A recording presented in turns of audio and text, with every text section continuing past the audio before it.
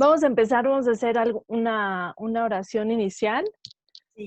Vamos a encomendarnos en el nombre del Padre, del Hijo, del Espíritu Santo. Amén. Amén. Señor, te ponemos a tus pies y junto a tu corazón todos los pendientes, preocupaciones, miedos que tenemos, que vivimos.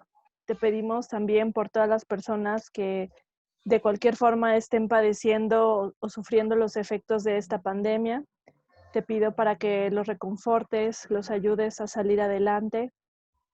Te pido por todos los que van a morir hoy y te pedimos que nos protejas y nos ayudes a vivir de la mejor manera posible esto que nos toca vivir.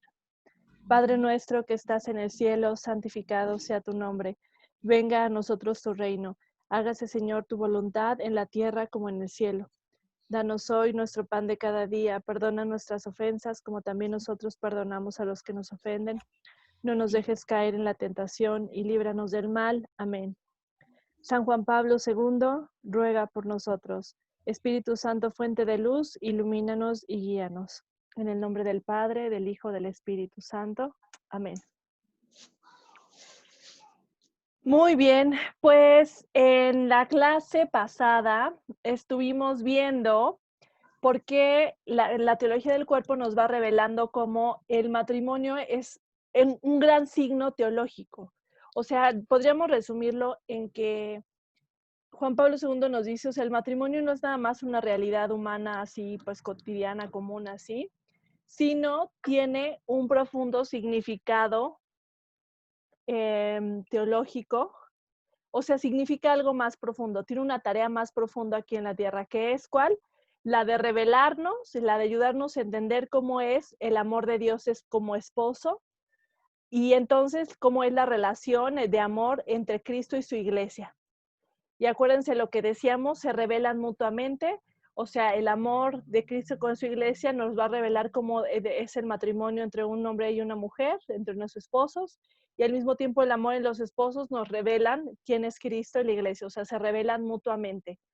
Y entonces con ese gran signo que revela el matrimonio, pues claro que Juan Pablo II dice, esto es un gran signo, esto es algo importante que nos va a revelar, a través de esta realidad humana que es el matrimonio y además esta capacidad grabada en el cuerpo que es la del amor. Entonces, habíamos quedado de que si podían darle una revisadita al tema 45, entender el matrimonio para entender a la iglesia, que es un poquito de lo que estuvimos platicando también, algunas de las ideas. Quiero resaltar algunas, pero me gustaría empezar con, no sé si Andrea tengas alguna duda.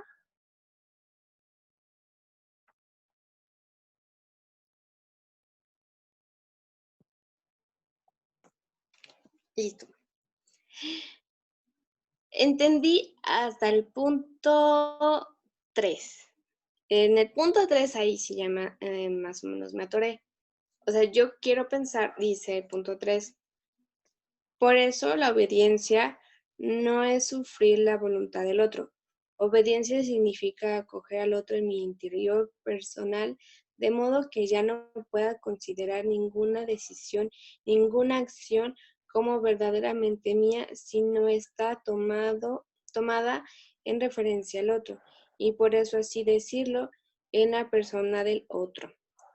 No sé si es como, ya no puedes hacer tus planes, ya no puedes hacer, como, pues sí, planes como a futuro, o moverte de un lado a otro, o cambiarte de trabajo, o cosas así, o tomar una decisión sin contemplar al otro.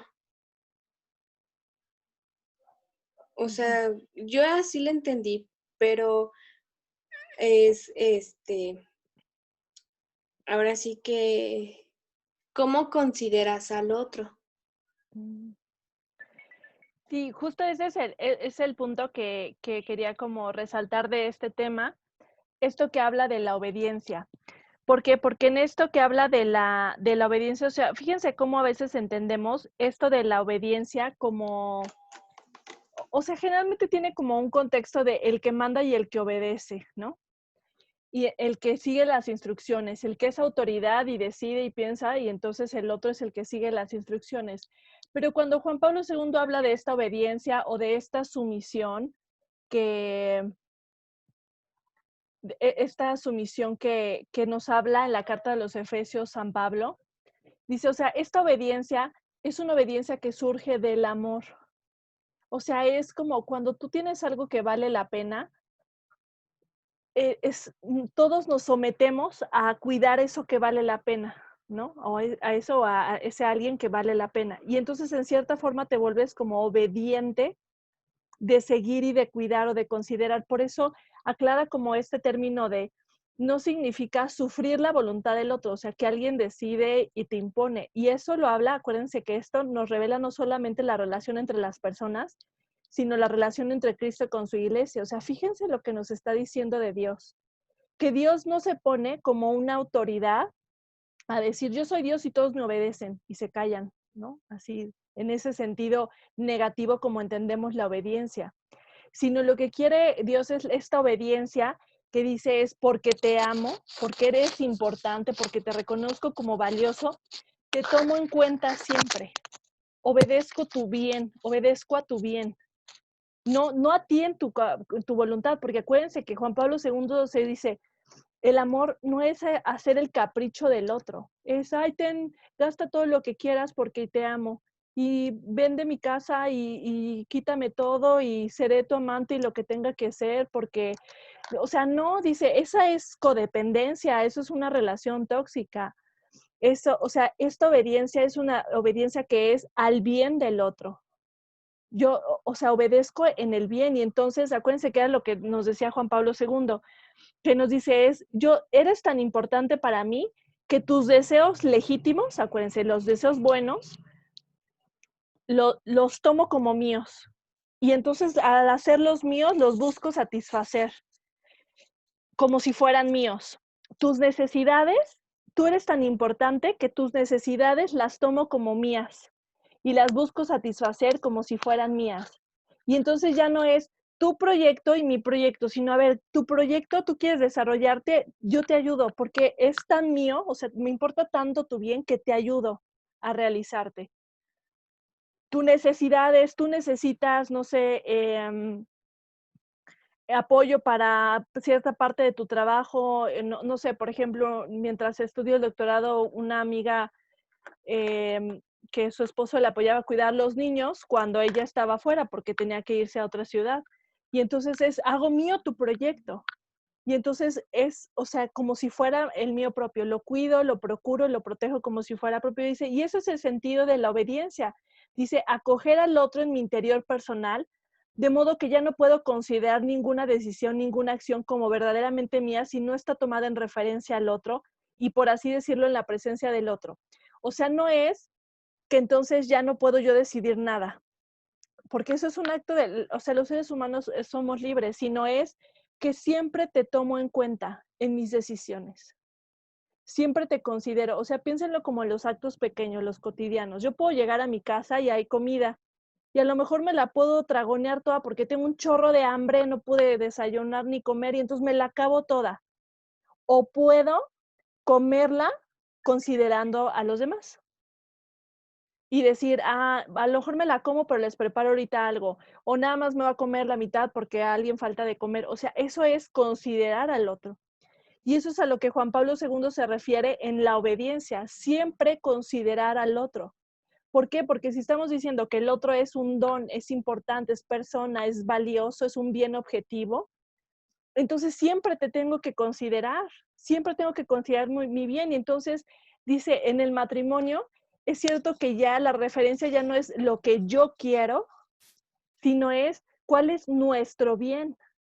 Siempre te considero. ¿Por qué? Porque eso es lo que alimenta el vínculo, la alianza, que es siempre conmigo, o sea, siempre juntos, en el sentido de nos apoyamos, crecemos, Por eso, pues a lo mejor estas decisiones que son como, pues yo me quiero ir, yo quiero cambiar de trabajo, yo, o sea, por ejemplo, una persona me platicaba que su cónyuge de buenas a primeras se fue a Estados Unidos porque quiso, porque quería irse, sin considerar, sin preguntar, o sea, fue: "Quiero irme, me voy", y se fue. Y entonces, claro, o sea, en la lógica humana, claro que sabemos que esto rompe las relaciones, fractura, porque entonces ya no está basado en un nosotros, sino en un yo, algo que me separa. Y fíjense cómo es a veces la línea tan delgada entre, no, ¿cómo les digo? O sea, Juan Pablo II dice, eso no se trata de anular a las personas, de que ya nunca quieras nada para ti y que no busques tus espacios y que no, no, no, al contrario, tienes que buscar tus espacios, cuidarte, desarrollarte individualmente. No se trata de que ya te dejes de desear, sentir, pensar y buscar proyectos, no, o sea, al contrario, es hazlos, pero siempre considera al otro. Siempre considera que sean proyectos buenos para los 2, cosas buenas para los 2. Entonces, a lo mejor yo siempre soñé con una casa con un jardín y fuera mi sueño, y entonces yo me voy a comprar una casa con un jardín, pero resulta que mi cónyuge es alérgico a todas las plantas y las flores. Es considéralo, es esta flexibilidad del amor, de considerar al otro, y entonces, pues sí, a lo mejor era mi sueño, pero, pues, puedo tener otro sueño porque lo quiero contigo, ¿no? Porque tú eres un bien, porque tú vales la pena. Por eso dice Juan Pablo II que el amor es una afirmación de la persona, o sea, es como decirte: "Eres tan importante y tan valioso que por eso te doy mi vida, porque eres así de importante y valioso". Entonces, fíjense cómo nos cambia esta decisión de la obediencia. O sea, obediencia es, o sea, estamos todos sometidos al bien del otro. Y esto aplica para todo. O sea, fíjense cómo aplica también en la relación con Dios. O sea, Dios bien podría llegar y decirnos, esto es lo que quiero que hagas el día de mañana y ese es tu plan y lo haces y lo obedeces. Pero lo que quiere Dios es que, o sea, vivamos nuestro día a día considerándolo a Él siempre, que lo invitemos, que sea parte de nuestra vida, del trabajo, del desayuno, de nuestras decisiones, que lo invitemos, que Él sea parte, que lo dejemos estar con nosotros. Y entonces esa es la relación también con la iglesia, no es de todos me obedecen o si no les mando un rayo de castigo, sino es que, que lo tomen en cuenta, que escuchen al Espíritu Santo, que se dejen guiar, que siempre lo consideren, que Cristo siempre sea nuestra referencia. Por eso dice en referencia al otro y en presencia del otro. Entonces, fíjense cómo es de bonita esta idea de cambiar la obediencia, porque es una obediencia que es por amor. O sea, sí es un sometimiento, pero es un sometimiento que es por amor, que no es una anulación de la persona ni del otro ni mío, sino es algo que me hace desarrollarme también en qué, en mi vocación al amor.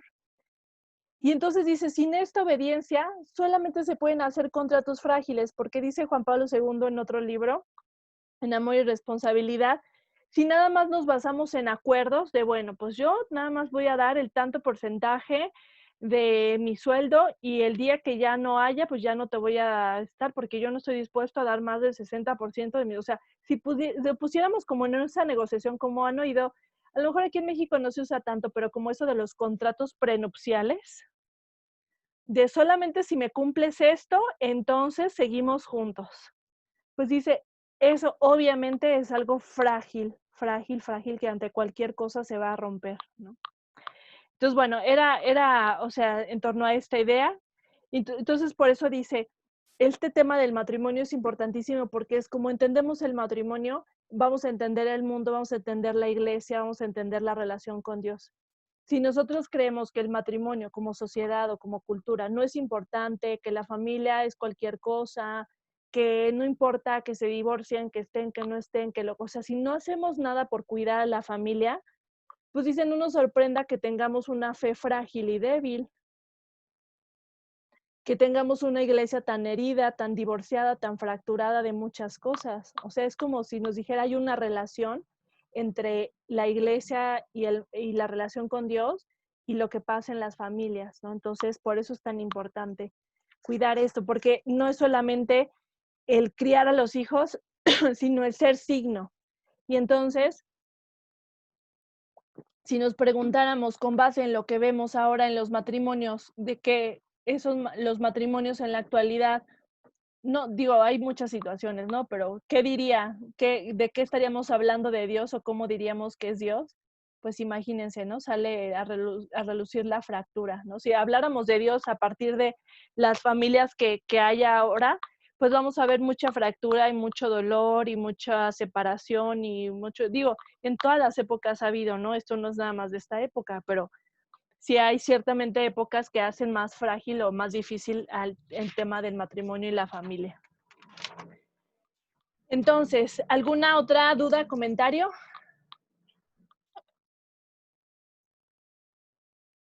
Muy bien, entonces ahora sí nos vamos a pasar a la guía del tema 46, que es Sacramento de la Redención. Y les voy a compartir aquí algunas imágenes para explicarles algunas cositas.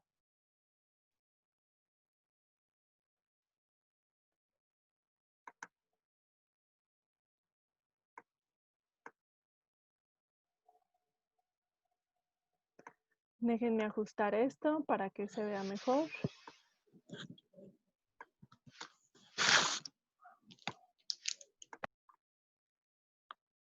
Muy bien, entonces estamos en la guía del tema 46, Sacramento de la Redención. Y dice, de toda la Biblia, ¿qué cita resume todo el plan divino? Si pudiéramos ahora con lo que conocemos de la teología del cuerpo decir cuál es el plan divino de Dios, si pudiéramos tratar de ponerlo en una frase, Juan Pablo II nos dice, el resumen sería esta carta de Efesios que hemos analizado. O sea, Dios se quiere casar con nosotros, esto es un gran misterio. Ese vínculo de amor está reflejado en la relación de Cristo con la iglesia. Todos estamos llamados a someternos a este plan divino. El matrimonio es un gran reflejo de este amor que tiene Dios por nosotros, ¿no? Más o menos así. A lo mejor con otras palabras mejores se podría decir. Pero entonces nos dice el matrimonio es algo que nos va a revelar el misterio del plan de Dios, que no lo vemos porque, acuérdense, estamos torcidos por el pecado, pero dice el matrimonio tiene esta dimensión de misterio de la redención. Entonces, acuérdense que, o sea, Juan Pablo II nos va señalando esto que nos enseña la iglesia, de que toda la historia de la salvación es la historia de la alianza de Dios con el pueblo, de este vínculo especial que tiene Dios. Y entonces, recordando un poquito, les quiero poner esta imagen, que es una imagen que me gusta mucho. O sea, acuérdense que Juan Pablo II nos habla de la continuidad. Y en esta continuidad es, o sea, aunque el pecado haya torcido el plan no se pierde e incluso Dios hace un mejor plan. Entonces vamos a analizar un poquito esto como de la alianza. Bueno, déjenme llegar un poco a este punto. El punto número 4 dice, Cristo convierte los sacramentos en una preparación para abrir el corazón a la unión con Cristo. La nueva alianza es cuando Dios se hace esposo. O sea, Dios nos va revelando esta dimensión de la alianza, pero con Cristo es cuando se nos revela la verdadera dimensión del amor esponsal. O sea, que Dios nos ama como un esposo, o sea, como alguien que quiere todo con nosotros, que se compromete totalmente, que se entrega todo, que no deja de amar, que no está como un cónyuge, como esposo o esposa. Y entonces esta dimensión es lo que nos revela la nueva alianza. Entonces, aquí en esta imagen que vemos, me gusta mucho porque plantea como estas similitudes que hay, ¿no? En el principio, en el origen, hay un árbol que representa el conocimiento, la libertad del ser humano y que, bueno, aquí esta imagen busca representar lo que es la ruptura, ¿no? A través de estas frases, ¿no? Pero fíjense cómo también es como la misma figura, o sea, un árbol, una cruz y una alianza, lo que nos redime. O sea, en el principio hay un árbol y personas y una alianza que sucede. O sea, Dios hace una alianza de amor y nos crea. O sea, dice, ¿dónde está esa alianza de amor? En la creación. En el momento en que Dios nos crea personas capaces de vincularnos con Él, o sea, pudimos haber sido como otro chango más. Casi lo somos, ¿no? En muchas cosas nos parecemos. Pero en el momento en que tenemos esta dimensión de personas, que tenemos ese algo, que es la imagen y semejanza de Dios, que nos hace ser diferentes a todas las criaturas, es el compromiso de Dios de decir, ve cómo quiero relacionarme contigo de una forma diferente. No es una relación de criatura, como cualquier chango o el perro o el gato, sino es una relación de personas, porque Dios es persona, nos hace personas y entonces podemos tener una relación de personas. Nos tratamos así en el amor, o sea, de tú a tú, en esta relación con Dios. Y esa es la primera alianza que hace, al crearnos y decirnos, todo esto es para que ustedes lo gocen, para que gocen mi amor. Y entonces sabemos que en esa alianza hay una ruptura. Y en esa ruptura, pues necesitábamos una nueva alianza, que es que es la promesa del Antiguo Testamento. O sea, es la historia del pueblo de Israel esperando la nueva alianza y el Mesías y todo esto, ¿no? Entonces, fíjense cómo va viendo como estos signos que nos van hablando de lo mismo. Ahora, entonces, vayamos un poquito. Entonces, acuérdense que Juan Pablo II nos dice en el hombre originario, o sea, a partir del Génesis, que nosotros somos imagen y semejanza de Dios, no solo cuando somos solitos, o sea, nosotros así personalmente, sino que somos más imagen de Dios cuando somos comunidad, cuando estamos en comunión con las personas. ¿Por qué? Porque Dios es una comunión de personas, entre la persona del Padre, la persona del Hijo y la persona del Espíritu Santo. Y entonces, ¿cuándo somos más imagen de Dios? Cuando somos comunión. Y si se fijan, o sea, eso ya nos va indicando un poquito de por dónde va como el plan de Dios de la familia, ¿no? Somos más imagen de Dios cuando somos comunión íntima, de amor. Entonces aquí vemos, o sea, pensémoslo, a mí me gusta pensarlo como en un triangulito, el Padre, el Hijo y el Espíritu Santo. O sea, fíjense cómo para que se realice el amor, esta alianza necesita ver esto de alguien que inicia el amor, alguien que recibe el amor y alguien que es fruto del amor. O sea, en este caso el Padre inicia el amor, el Hijo es quien recibe y el fruto es el Espíritu Santo, ¿no? Entonces es como el círculo completo del amor, podríamos verlo, que es, o sea, lo que hemos dicho, ¿no? Para que el amor se realice, tiene que haber alguien que lo dé y alguien que lo reciba y responda a ese amor, ¿no? Podemos ponerlo así de simple. Ahora veamos cómo podríamos pensarlo, veamos como esta misma fórmula, como el mismo triangulito que hay aquí. O sea, es el Padre, alguien que inicia el amor, Dios, y nos crea, inicia el amor, nos crea para el amor. Alguien que recibe, Adán y Eva, y alguien que es fruto de ese amor, que es la humanidad entera, o sea, de ahí, o sea, toda la humanidad, ¿no? Acuérdense que Adán y Eva es como la representación de los inicios de la humanidad, ¿no? Entonces, es otra vez esta fórmula, alguien que inicia el amor, alguien que tiene que responder al amor. Fíjense lo importante, o sea, por eso es que algunos dicen, Dios que no necesita nada, se hace necesitado de nosotros. Porque si nosotros o sea, ¿cómo decirlo? O sea, algo le falta a su amor. O sea, no es que a Dios le falte, pero es que Dios quiere estar falto para que podamos nosotros entrar en la ecuación. O sea, Dios se hace necesitado para que nosotros podamos responder a ese amor. Podríamos así ponerlo.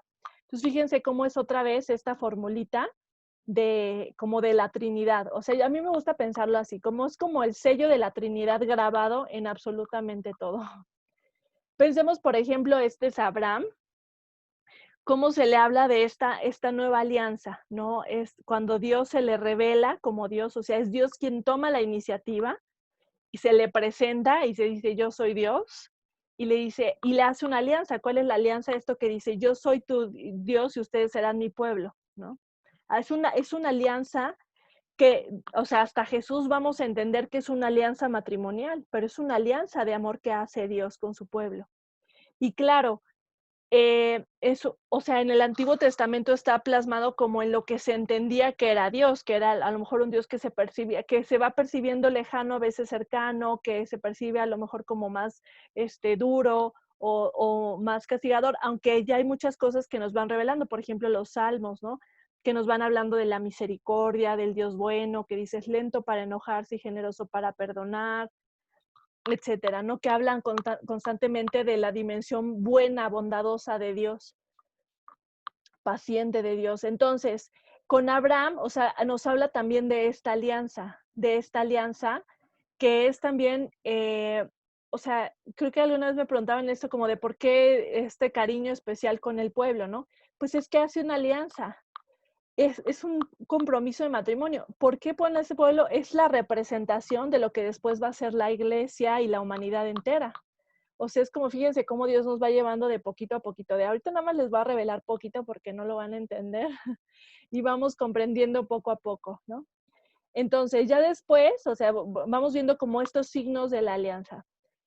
Ahora pensémoslo también, ese mismo como sello de la Trinidad o de la comunidad, del vínculo de la alianza, en la Sagrada Familia. Es otra vez, o sea, esta podríamos decirlo como Trinidad, o sea, alguien que inicia el amor, alguien que tiene que responder al amor, por ejemplo, la familia José y María, y alguien que es el fruto, el resultado de ese vínculo de amor que es Jesús y toda la vida que nos trae, que toda la vida que nos regala. Y ahora, detengámonos un poco en este tema, porque habíamos dicho que el primer vínculo es el que se hace en la creación con Adán y Eva, ¿no? Es el primer vínculo.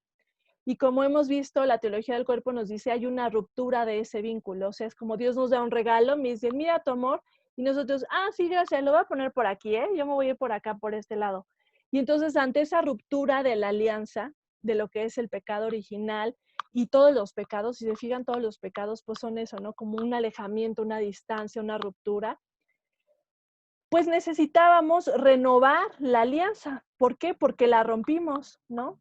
Es como si alguien se va de su casa y rompe la alianza familiar, pues no puede llegar nada más así de, bueno, ya regresé después de 20 años. Pues tiene que llegar a renovar la alianza, a decir, perdón, sí quiero estar aquí, ¿no? Por poner un ejemplo muy humano, ¿no?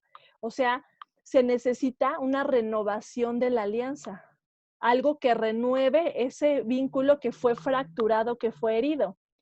Ahora, la historia de la humanidad y la historia del Antiguo Testamento es la historia de nosotros los seres humanos intentando decirle a Dios que sí y fracasando en el intento. Y eso es, fíjense cómo es lo que nos pasa a todos los seres humanos. Decimos, sí, sí, Dios, sí quiero. Y cuando tenemos momentos como de mucha conexión espiritual con Dios, ay, sí, Dios mío, yo te amo y quiero todo contigo y todo muy bien. Pero luego, ¿qué nos pasa? Que fallamos, que pecamos, que fracasamos, que se nos olvida rezar, o sea, todo lo que nos pasa a los seres humanos, ¿no? Entonces, esa es la historia de la humanidad. Dios diciendo, sí, ya te voy a perdonar, regresa. Y nosotros, sí, está bien. Y al día siguiente, otra vez ya me olvidé de ti, Dios. Otra vez ya me alejé. Otra vez ya me cansé. Otra vez así, ¿no? Entonces, imagínense que estuviéramos condenados así a esa historia. Pues, no, imagínense, o sea, qué fracaso. Entonces, ¿qué necesitábamos? Pues alguien que en nuestro nombre pudiera decir que sí, porque fíjense, nosotros los seres humanos, claro que queremos decir que sí. Cuando nos revelan este plan y decimos, sí, está padrísimo, claro que sí queremos responder al amor, pero no podemos por la fractura del pecado. Entonces necesitábamos a alguien que en nuestra representación pudiera decir que sí y lo hiciera efectivo. Entonces, ese alguien es María. Por eso se habla de María como la nueva Eva. Déjame ponérselos aquí, esta imagen que es muy famosita. María es la nueva Eva que viene a restaurar la alianza y decir, no se preocupen, yo en su nombre, como María es la llena de gracia, la inmaculada, o sea, María sí es libre, María sí puede decir que sí. María no la va a regar como nosotros, no se va a alejar, o sea, María sí puede dar el sí. Es como hacer el matrimonio.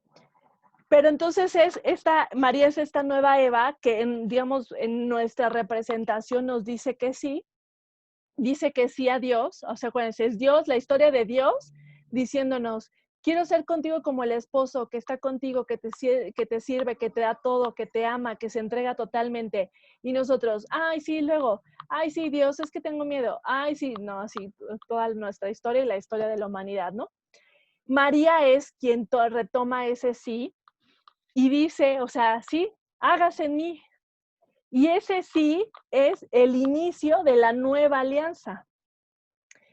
Y ahorita les digo por qué es el inicio, o sea, es donde comienza a restaurarse y a instaurarse la nueva y definitiva alianza. ¿Por qué nueva y definitiva? Porque ya nadie la puede romper, ni nosotros, aunque la reguemos 1000 veces, porque ya no está sobre nosotros, ya no depende, ya descansa sobre María y María no nos va a abandonar, no la va a regar, no se va a ir. no se va a cansar. Y entonces ya es como, estamos salvados. ¿Por qué? Porque ya alguien pudo decir que sí. Alguien pudo responder a ese sí. Por eso se habla de un nuevo Adán y una nueva Eva. Por eso también es parte de la necesidad de que viniera Jesús. Necesitábamos un nuevo Adán que viniera a volver a hacer la alianza. Por eso fíjense lo importante también que es que Jesús sea hombre, se haga hombre, verdadero Dios y verdadero hombre, porque es como en nuestra representación también. Viene a decir los votos matrimoniales. Entonces, pues toda la vida de Jesús habla sobre esa alianza. Aquí les pongo esta otra imagencita que también es como de Eva y María, la nueva Eva, y los frutos, porque acuérdense que todo este círculo del amor o este sello de la Trinidad es alguien que ama, alguien que responde al amor y alguien que es fruto de ese amor.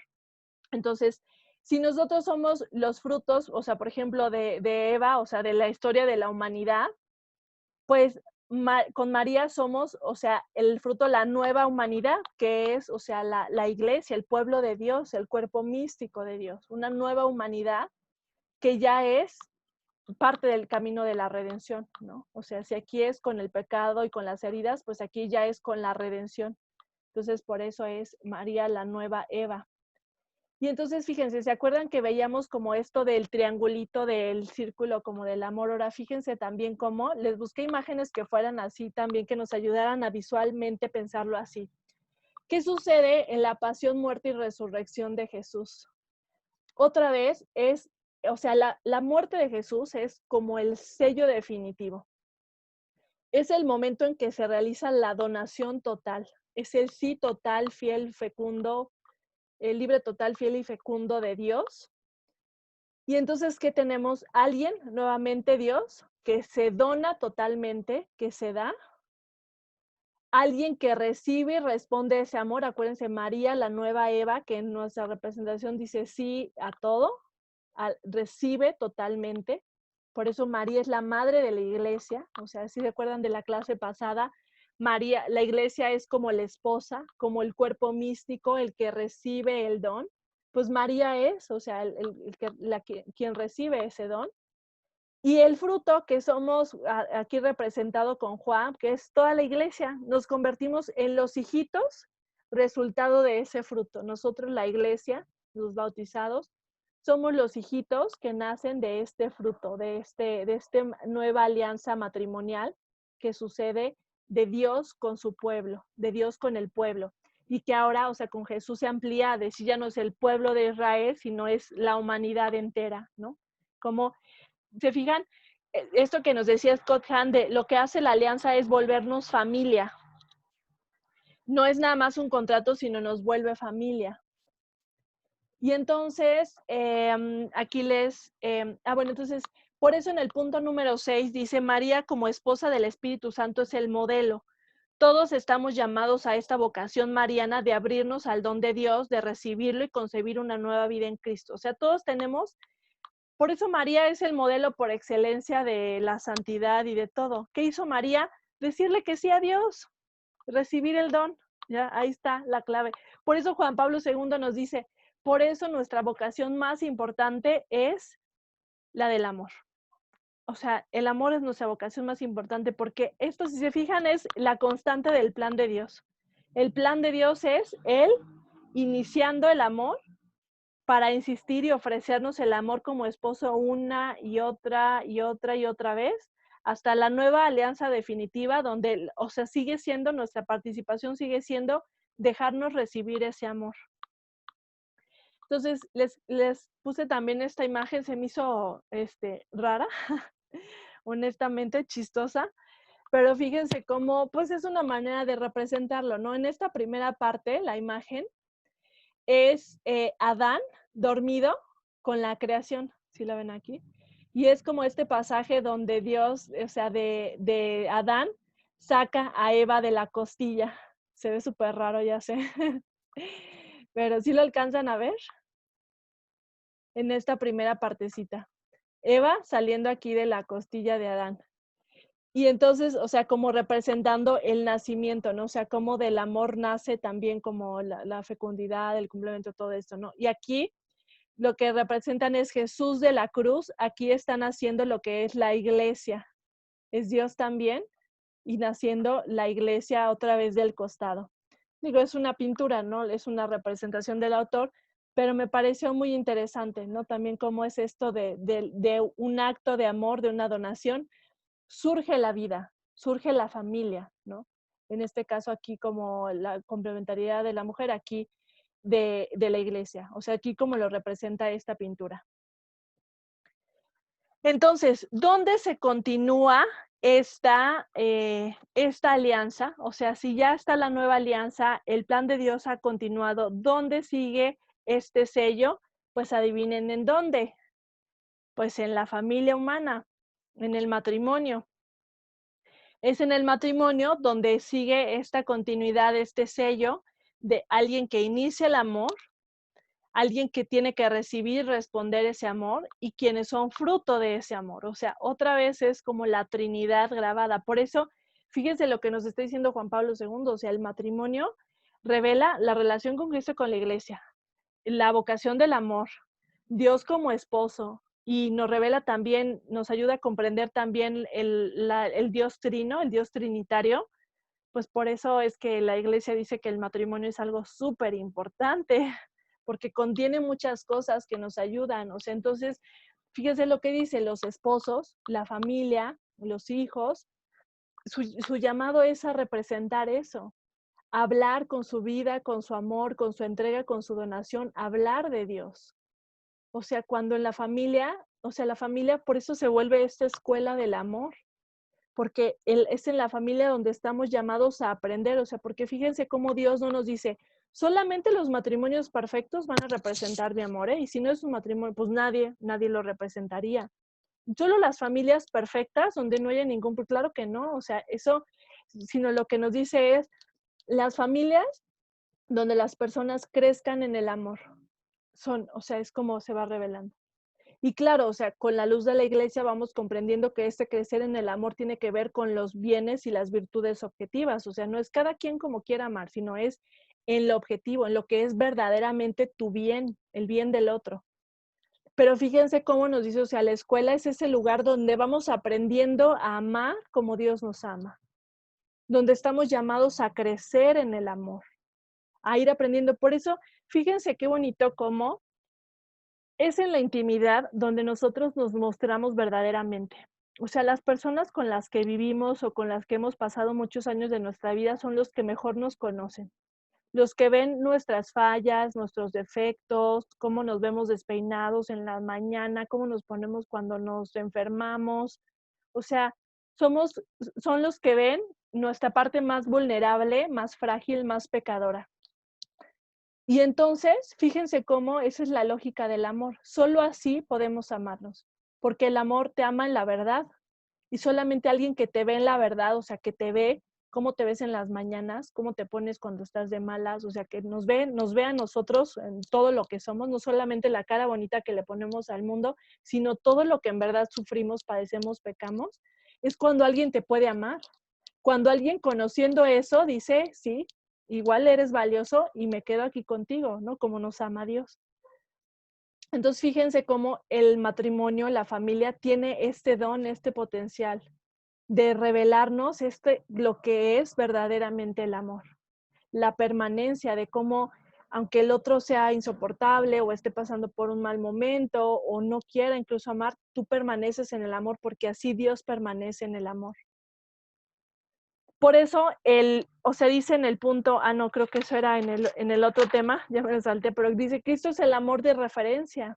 ¿Cómo debe ser el matrimonio? Pues como ama Cristo a su iglesia. Ese es nuestro parámetro. Y por eso, pues aunque hay muchos como, o sea, hay las realidades humanas y lo sabemos, pero la referencia siempre es Cristo. Entonces nosotros, o sea, no podríamos decir, ay, bueno, pues ya, o sea, cuando te aburras ya déjalo, porque así no ama Dios. Dios, no, aunque te aburras, no te deja. Entonces, ya, aunque sea insoportable, déjalo de amar. ¿Qué aguas? O sea, una cosa es como romper el vínculo cuando hay, por ejemplo, un tema de violencia y otra cosa es dejar de amar. O sea, estamos llamados a amarnos aunque haya separación o divorcio, pero tú sigues teniendo una vocación a amar al otro. o amar a la familia que está alejada o los que se han peleado. Entonces, la vocación sigue siendo amarlos y a lo mejor a veces solamente puedes amarlos orando por ellos o teniendo las puertas abiertas para cuando quieran regresar. Y esa es la vocación al amor. Esa es la vocación. Entonces, bueno, ahora me gustaría que pasáramos a la guía del tema 47, cómo ama a Dios, que es un tema un poquito más sencillito, pero que nos va a ayudar como a ir aterrizando algunos puntos. Que entonces dice, ¿es posible o alcanzable el amar como Dios? ¿Cómo? ¿Habrá alguien que haya realizado y vivido el matrimonio como reflejo del amor de Cristo en la iglesia? Y entonces dice el punto número 2 en negrito, es como si Dios dijera, yo creé el amor conyugal para que pudieras entender cuánto te amo. O sea, es un poco lo que acaba de comentar. No se trata de idealizar al matrimonio. O sea, ninguna familia es perfecta, ningún matrimonio es perfecto, ninguna persona es perfecta, eso lo sabemos, ¿no? Y no se trata de solamente en la perfección lo reflejamos, sino es en la disposición para amar, en el crecimiento en el amor, cuando vamos aprendiendo, cuando reflejamos a Dios. O sea, pensémoslo en la vida cotidiana. Cuando alguien te hace enojar muchísimo y tú tienes ganas de gritarle o de reclamarle así muy feo, que estás ya muy enojado, y tú haces el esfuerzo de no lastimar a esa persona, como sea, ¿no? Ya sea te retiras o le dices, oye, no, no me hables así, o sea, lo que sea que tú hagas para cuidar a esa persona y lo estás amando, dice, ahí estás reflejando todo este misterio teológico, porque así es como ama a Dios. Por eso Juan Pablo II le da una dignidad a lo humano, o sea, recupera esta dignidad del humano de decir, ahí está nuestra capacidad para amar. No es hacer así las grandes cosas así del mundo, te pide que seas exitoso y que tengas 1000 cosas, sino es amar en lo que aquí y ahora te toca vivir. Y yo creo que eso es lo más difícil que tenemos los seres humanos, o no sé ustedes, pero, o sea, cómo vivimos o atrapados en el pasado, en las heridas, en los rencores, en lo que nos duele, preocupados por el futuro, por lo que no es, por lo que va a ser, por lo que puede ser, y se nos olvida amar aquí en el presente. Y fíjense, una vez un sacerdote en la confesión me decía, es que es en el presente donde se da la santidad, aquí en el ahora, o sea, con lo que hoy, aquí en este momento sientes, es donde se da la santidad. Es aquí ahora con esto que siento, cómo amo más a Dios, cómo amo más a mi prójimo, con lo que sea que te toque vivir aquí y ahora. Y entonces dice, si estamos sufriendo por el pasado o atrapados en las heridas o por el futuro, nos perdemos el don de la santidad de amar ahorita. Y fíjense qué difícil es esto para los seres humanos. El estar aquí justo en este momento de, a ver, estoy aquí y ahora comiendo. ¿Qué me toca hacer para amar? Estoy aquí ahora trabajando. Aquí en este momento, ¿qué me toca hacer? Aquí estoy limpiando, etcétera, etcétera, ¿no? Entonces, por eso dice, Dios es un intercambio de amor explosivo que produce vida. El matrimonio está llamado a hacer eso. Es un intercambio de amor que da vida. O sea, el amor siempre da vida, siempre da fruto. Entonces dice, este es el plan. El amor entre Cristo y la iglesia se revela en el amor entre el hombre y la mujer. Además, la receta para vivir plenamente la unión entre hombre y mujer se ve revelada en la unión entre Cristo y la iglesia. Entonces, lo que hemos dicho, ¿no? Se revelan uno al otro y entonces nos va revelando cómo ama a Dios. Entonces dice, cuando nos perdamos, cuando la época sea difícil, cuando pues volvamos a Cristo, que voltamos a verlo, a ver cómo ama a Cristo. ¿Cómo está amando en este momento Cristo a su iglesia? ¿Cómo la está acompañando? ¿Cómo es el amor de Dios por nosotros? Porque es cierto, o sea, tenemos un montón de dilemas. Tan solo pensémoslo, por ejemplo, en estos casos, en esto que ha saltado estos días sobre el abuso policíaco que hubo en Estados Unidos y que terminó en la muerte de una persona, en George Floyd, creo que se llamaba. Y ahora el caso que salió aquí en México de un albañil que también fue asesinado por la policía y etcétera. Y entonces, fíjense cómo, o sea, la tentación es como envolvernos en la dinámica y el mundo y la política y eso. Y no es que esté mal, o sea, no quiero decir que esté mal, sino que nuestro punto de referencia no pueden ser las políticas o el candidato presidencial o mi partido político o a quién le voy, sino Jesús. Y entonces voltear a ver a Jesús, o sea, es que digo, lo digo bien fácil, pero es el coco de todos los seres humanos. Nos perdemos, se nos olvida voltear a ver a Jesús. A ver, con mi jefe que me desespera, que ya no lo aguanto, volteo a ver a Jesús y entonces que Él me diga cómo se ama. Ay, con la pandemia, o sea, con todo lo que nos toca vivir. Entonces, fíjense cómo, o sea, Juan Pablo II nos dice, ¿ya ven cómo está aquí grabado? Cómo no es algo que se busca afuera, donde esperas que un día Dios te lo revele, sino ya está aquí grabado en mi persona. O sea, yo estoy creado para esto, para el amor. Y entonces dice, lo único que tengo que hacer es que, pues voltear a verme y voltear a ver a Dios para ver qué es lo que me toca hacer, para que Dios me revele mi verdadero ser, lo que yo verdaderamente estoy llamado a hacer. Entonces, aquí les quería poner el ejemplo de los 5 lenguajes del amor. Creo que ya se los había puesto en otra clasecita, pero vale mucho la pena. Les voy a poner el videito, está muy cortito, que es basado en un libro de un autor que se llama Gary Chapman, que dice que hay 5 lenguajes del amor, o sea, 5 maneras en que recibimos o expresamos el amor. Y que a cada uno nos gusta un tipo de amor, ¿no? Entonces hay que aprenderlo para que identificarlo. Ahorita lo explica en el videito. Pero lo que quiero que lo pensemos es, vean cómo Dios mismo tiene lenguajes de amor.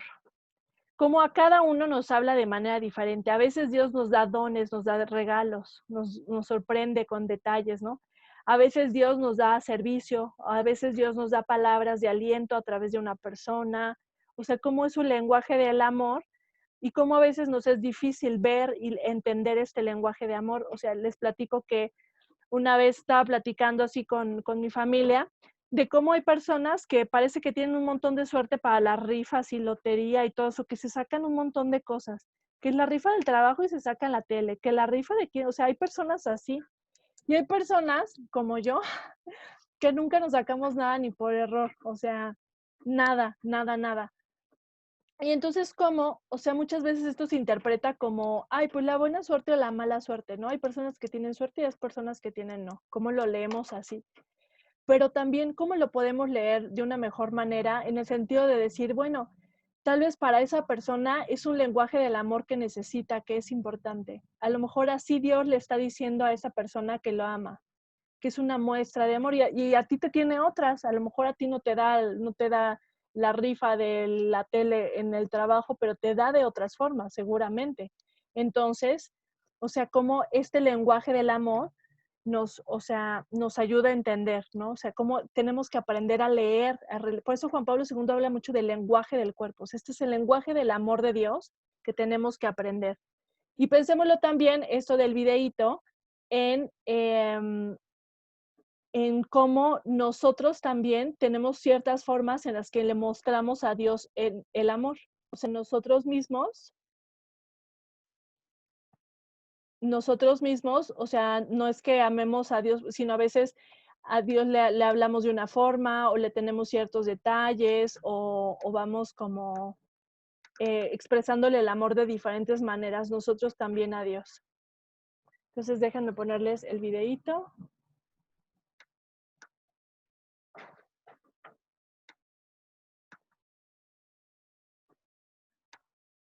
Hoy quiero hablarte brevemente de este libro que me ha resultado interesante.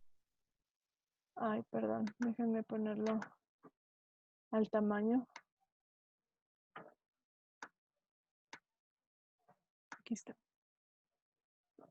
Que se llama Los 5 lenguajes del amor, escrito por Gary Chapman. Lo que viene a decir este libro es que cada persona expresa, entiende, da y recibe amor de una manera diferente. Y puede ser que tú hables un idioma, pero tu pareja, tus padres, tus hermanos, tus amigos o los demás a quienes les expreses tu amor no hablen tu mismo idioma. Y eso no significa que no te quieran o que tú no les quieras. Simplemente vuestras formas de expresar amor son diferentes y puede que ellos no se sientan queridos por nosotros o que a nosotros no nos llene la forma que los demás tienen de amarnos.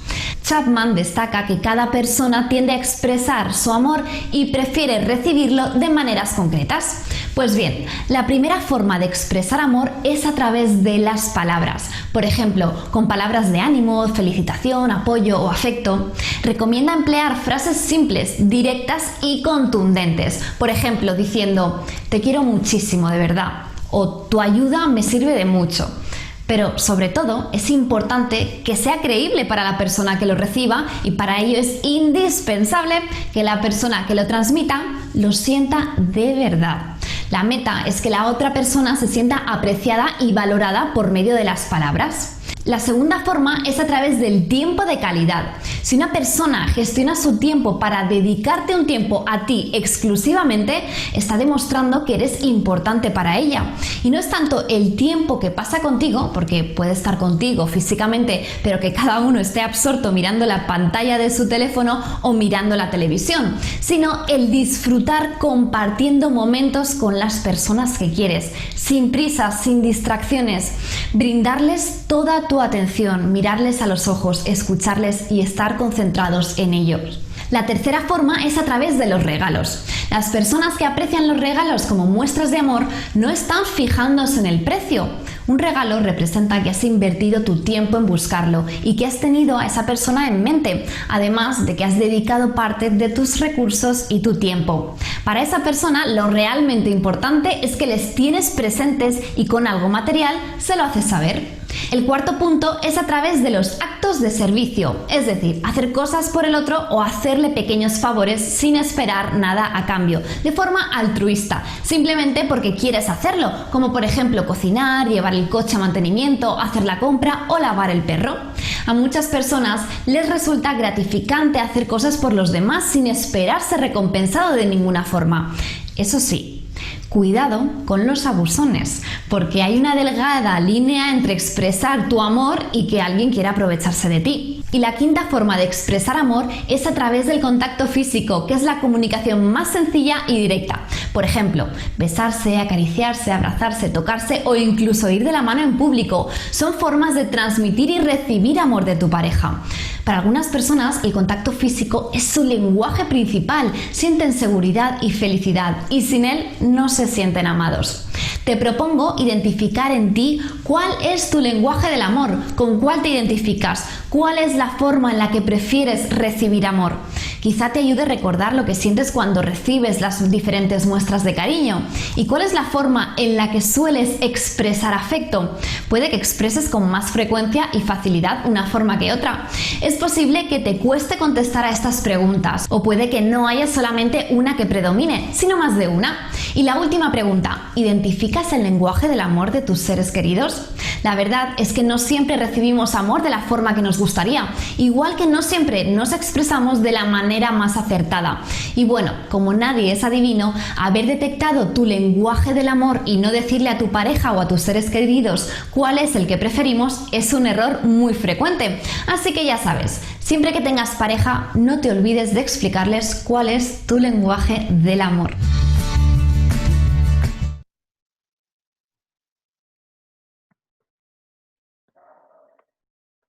Muy bien, pues para que lo vayamos como recordando, entonces, pensando así, o sea, cómo Dios también nos habla a través de lenguajes, de detalles y cómo más bien a veces nosotros estamos ciegos, ¿no? No vemos, o sea, cómo a veces dudamos que, por ejemplo, a mí incluso me pasa eso que cómo a veces dudamos de que un acto cotidiano de cariño, por ejemplo, alguien que te escribe, y te dice: "Oye, ¿cómo estás? Oye, mira, te tengo en oraciones", o algo así, o sea, como detallitos pequeños, pueden ser también expresiones del amor de Dios, ¿no? Como a veces se nos olvida pensar eso. O alguien que viene y te ayuda, o algo que salió bien, o sea, son también como expresiones, o a veces hasta lo mismo el amanecer, el tener algo calientito y algo son como apapachos de Dios, y cómo no lo pensamos así, ¿no? Como a veces esperamos el milagro extraordinario, pero no vemos en lo ordinario como las diferentes muestras. Pero si lo que Juan Pablo II nos dice es cierto, de que el matrimonio es un reflejo, ¿qué es lo que pasa en el matrimonio? Lo que nos enseña la familia, que los actos cotidianos tienen un profundo significado de amor. Que alguien que te da un detalle, que a lo mejor parece insignificante, y que está cargadísimo de amor y que tú lo ves como, ay, pues sí, ¿no? Pues me dio mi té como todos los días, pero te lo dio con amor y eso es un signo grandísimo del amor, ¿no? Entonces, dice el punto número 8, ¿qué es la santidad? Y en el 9 respondes, aprender a amar en cada circunstancia. O sea, lo que decíamos, en el aquí y el ahora, con lo que soy. O sea, a veces en esta cuestión como de los santos, digo, ellos son amigos que nos inspiran, pero no estamos llamados a hacer lo que ellos hacen, sino es cada quien en su vida, con sus talentos, en la época en la que te tocó vivir, en el país donde te toca vivir, o si te toca vivir en otro, con las personas que te toca vivir. O sea, es ser santo con lo que soy aquí, ¿no? Si no, no es como me voy a ir a ser santo a África. Bueno, alguno puede ser su vocación o su llamado, pero me toca ser santo aquí encerrado en mi casa, o aquí en mi trabajo, o ahí en el súper, o ahí, o sea, ahí donde nos toque, ahí nos toca ser santos. O sea, y ese es el reto, ¿no? Aquí, ¿cómo le hace uno? Entonces, por eso dice Juan Pablo II, dice, no hay recetas mágicas, o sea, no es como el ABC y sigan, sino es cada uno en el discernimiento de lo que a mí, cómo me toca amar aquí en el momento presente. Dice Juan Pablo II, cuando deciden por su vocación, no deciden solo para sí mismos y tampoco deciden solos. O sea, no es algo que, o sea, la vocación siempre es una vocación a hacer don y a dar fruto. O sea, la vocación no es lo que a mí me conviene, lo que yo quiero para mí conmigo, sino es dónde yo puedo servir y desarrollarme para hacer un bien, para ser mejor, para dar algo bueno al mundo. Por eso estas ideas, pues que a lo mejor no suenan muy románticas de tener una misión en la vida, de hacer algo trascendente, este anhelo genuino de lo humano es importantísimo porque fuimos creados para algo trascendente y por eso anhelamos hacer algo trascendente, ¿no? Y dice, tampoco deciden solos porque este es el plan de Dios. O sea, el plan de Dios es el amor, la vocación, la donación. Y entonces Dios no te avienta de, bueno, pues echa una moneda al aire y suerte con lo que decidas, sino es Dios que dice, yo te voy a acompañar. Yo en lo que decidas, decídolo por amor y aquí yo te acompaño, yo te protejo, yo te voy a dar las gracias, confía, ¿no? Es lo que nos va diciendo Dios. Les pongo esta frase, no es de Juan Pablo II, es un poema que dice que me perdonen los amores viejos por considerar este como el primero. Y dice eso, sí lo dice Juan Pablo II, Cristo es el primer amor, el amor de referencia. O sea, es este primer amor el que se vuelve como mi referencia. Ya no es mi primer amor de adolescente, sino es Cristo es el primer amor que nos va a ser nuestra referencia para amar. Entonces, pues, no sé si hay aquí alguna duda, pregunta. Les quiero poner otro videíto, muy cortito. Pero no sé si hasta ahora hay alguna duda o pregunta. Adelante, Gaby. Por ejemplo, en este caso, ¿qué pasa con las familias que ya son compuestas, que ya no es como, bueno, yo lo que entiendo es que Juan Pablo se dirige, o la teología se dirige más a los primeros esposos, bueno, a los que se supone que deben de ser, ¿no?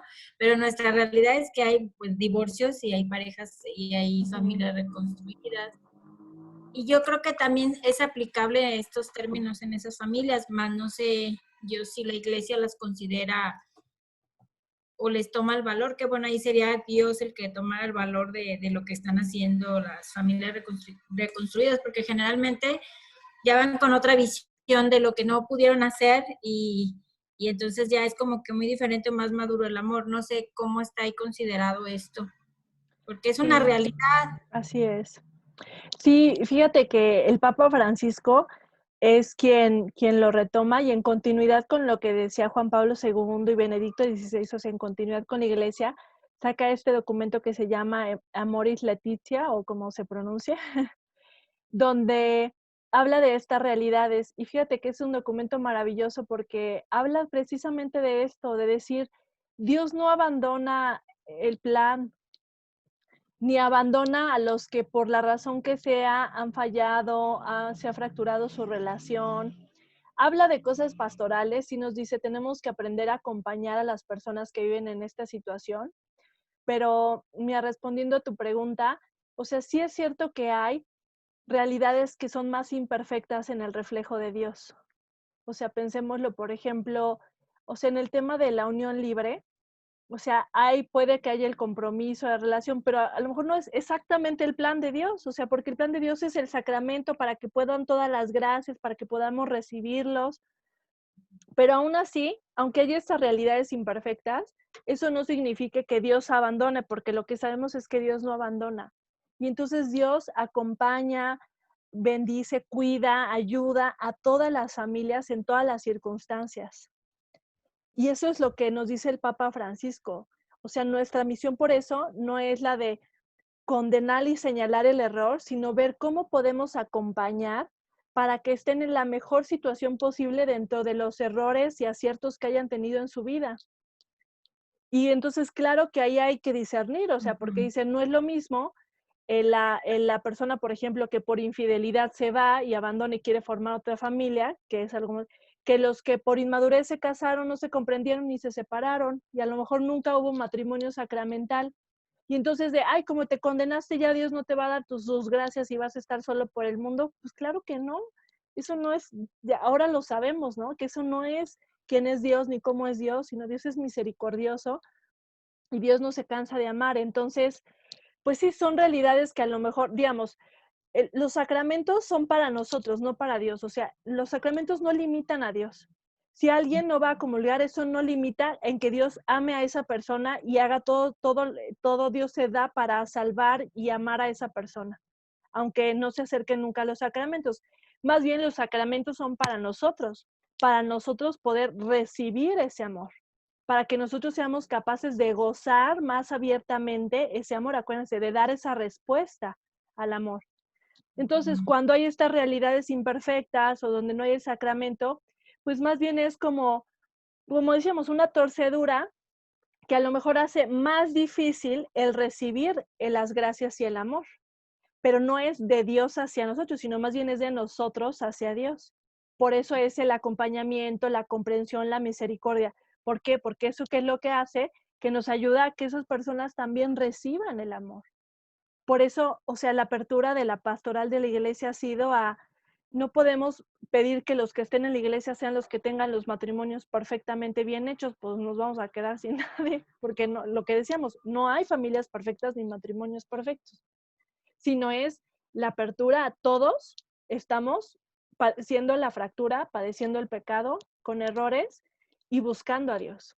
Entonces, ¿cómo le hacemos para acoger, para que nos vayamos acercando? Entonces, eso es un poco, o sea, lo que te puedo decir, ¿no? O sea, son realidades imperfectas, pero Dios lo sabe. O sea, Dios sabía que, Dios, no, digamos, hay unos que han caído como en eso de, entonces Dios lo sabía, Dios lo quería y Dios lo provocó, ¿no? Pues no. Pero Dios sabe cómo somos los seres humanos. Dios sabe nuestras heridas de nuestra época, Dios sabe nuestras inmadureces, nuestras malas decisiones.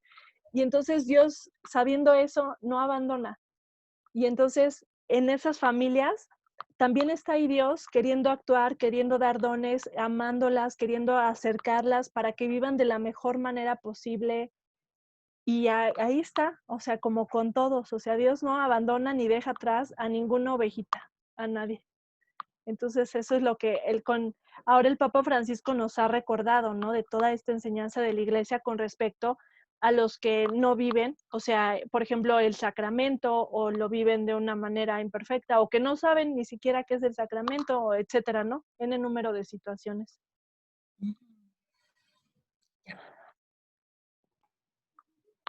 Pues entonces, si hay alguna otra pregunta.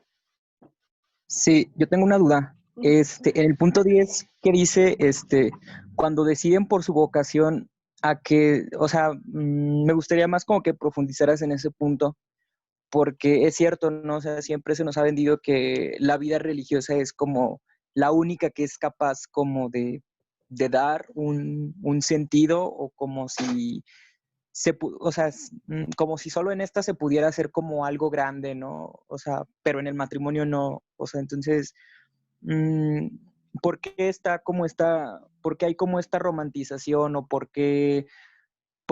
o también por qué se dice esto, ¿no? Cuando se decide y no es como, ay, es que ¿cómo lo planteo? Bueno, partiendo como de esto que acabo de decir, siempre se dice que la vocación es como algo que tú encuentras, ¿no? Y algo que pues básicamente tienes que seguir, no algo como que tú decides. Entonces, ¿cómo está eso allí? O sea, no, como que no me hace clic. O sea, Juan Pablo II dice, la primera vocación es al amor, y esa es de todos. O sea, cualquier vocación o expresión o profesión o lo que sea, siempre es un llamado al amor. La primera vocación y la más importante. Y ahora esa vocación se puede expresar en diferentes. Acuérdense que para Juan Pablo II, o sea, al final todos estamos llamados al matrimonio. Ya sea el matrimonio, como decíamos, el matrimonio como signo sacramental, o sea, el hombre y mujer que se casan, o el matrimonio como una realidad del mundo futuro que es el celibato por el reino de los cielos, ¿no? Entonces, o sea, ¿por qué hay esta?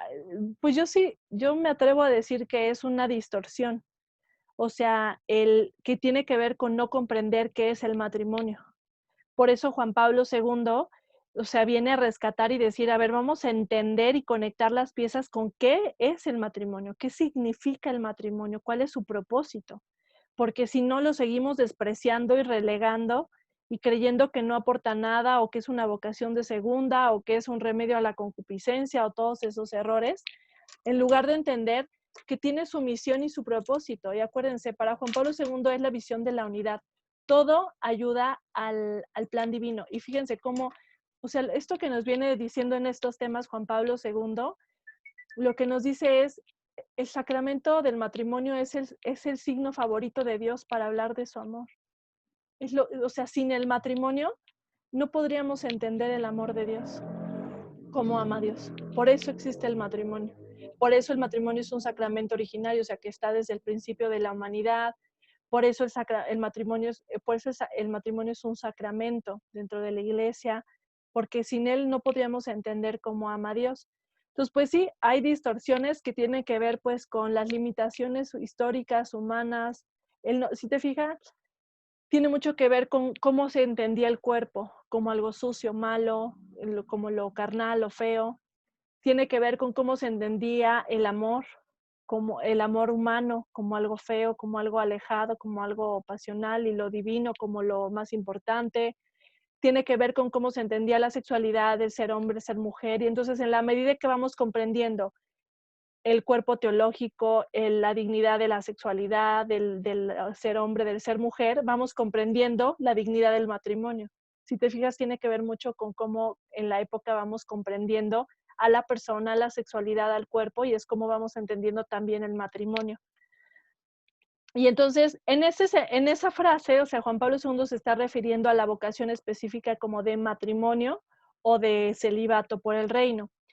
Y entonces, o sea, lo que quiere decir a ellos, el punto central de esta frase que dice Juan Pablo II es que la vocación no es, una decisión solamente para mí, sino es una decisión que impacta al mundo, que impacta al otro, porque toda vocación es una llamada al servicio.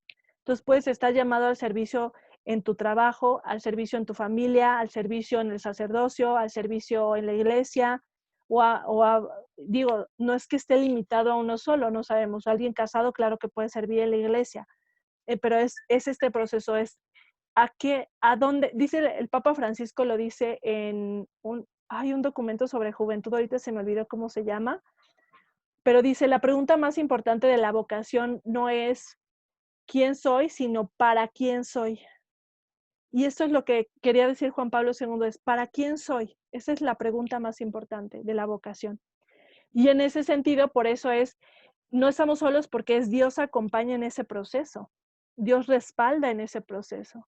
¿Por qué? Porque Él es el que está interesado en que se realice su plan de amor donde nosotros seamos plenos en la donación al otro. No sé si más o menos así respondí tu duda. Más bien me llama la atención en lo que dice la decisión. O sea, al final cada uno decide si quiere seguir su vocación o no, o si elige una vocación concreta sin hacer un discernimiento o cómo. O sea, es que la palabra como que decisión es la que como que me hace ruido. Sí, es que en este tema de la vocación, o sea, Juan Pablo II siempre cree en la libertad del ser humano. O sea, él no cree que Dios nos manda una instrucción y nosotros lo seguimos como si fuéramos títeres o mopeds.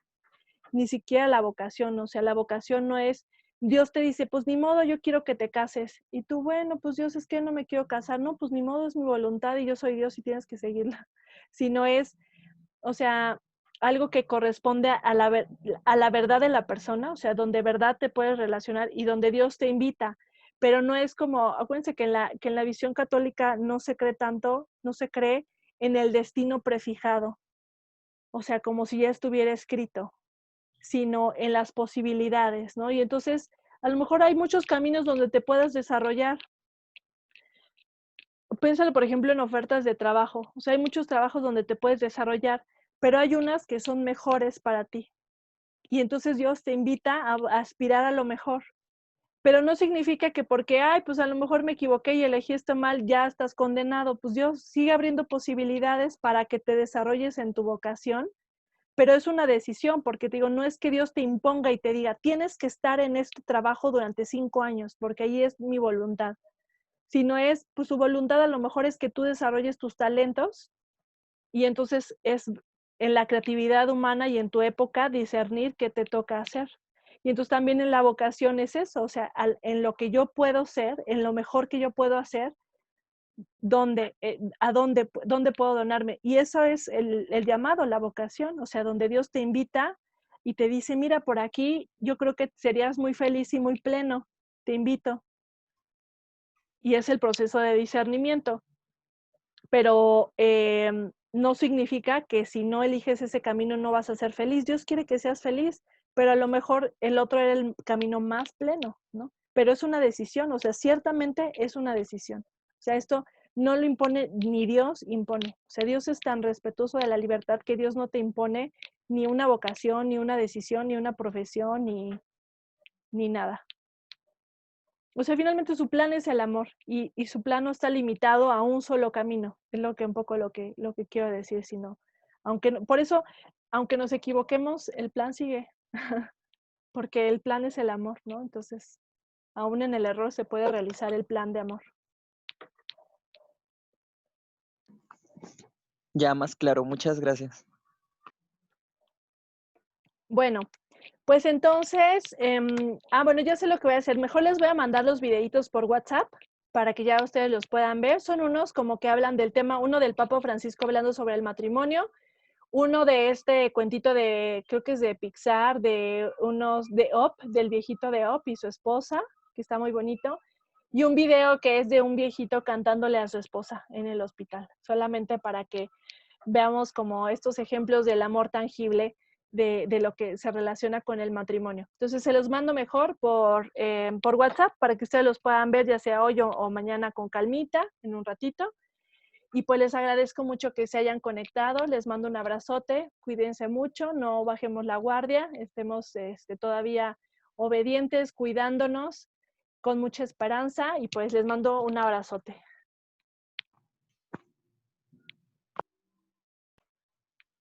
Gracias, nos estamos viendo.